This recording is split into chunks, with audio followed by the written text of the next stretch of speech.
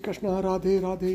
शास्त्रों में स्नान के पहले और स्नान के बाद के कार्यों को लेकर कुछ नियम बताए गए हैं जो कि सनातन धर्म का पालन करने वाले प्रत्येक व्यक्ति को मानना चाहिए।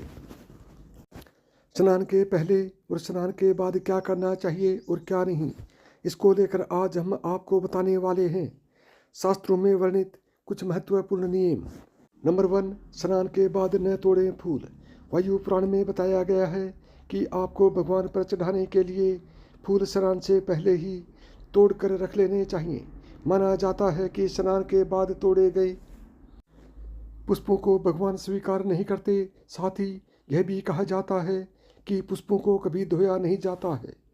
नंबर 2, पूजा की थाली स्नान के बाद न करें साफ। ऐसा कहा जाता है कि पूजा के बर्तन और थाली स्नान से पहले ही साफ कर लेने चाहिए। दरअसल भगवान के बर्तनों को भी झूठा माना जाता है। स्नान के बाद इन्हें साफ नहीं करना चाहिए। झूठे बर्तनों के स्नान के बाद छूने से शरीर अशुद्ध हो जाता है। ऐसे में व्यक्ति का फिर से स्नान करना अनिवार्य हो जाता है। नंबर 3, स्नान के बाद शरीर में न लगाएं तेल। शास्त्रों में बताया गया है कि अगर आप शरीर पर मालिश करना चाहते हैं तो आपको वह स्नान से पहले ही कर लेनी चाहिए। भूल से भी नहाने के बाद मालिश नहीं करनी चाहिए। दरअसल तेल मालिश करने से शरीर से कई दूषित पदार्थ बाहर आते हैं, इसलिए नहाने के बाद मालिश करने पर ये साफ नहीं हो पाते हैं, तो इस वजह से त्वचा के रोग होने की आशंका रहती है। यदि आप नहाने से पहले ही मालिश कर लेंगे तो नहाते वक्त सारे दूषित पदार्थ धुल जाएंगे। नंबर 4, स्नान के बाद रसोई घर में न जाएं।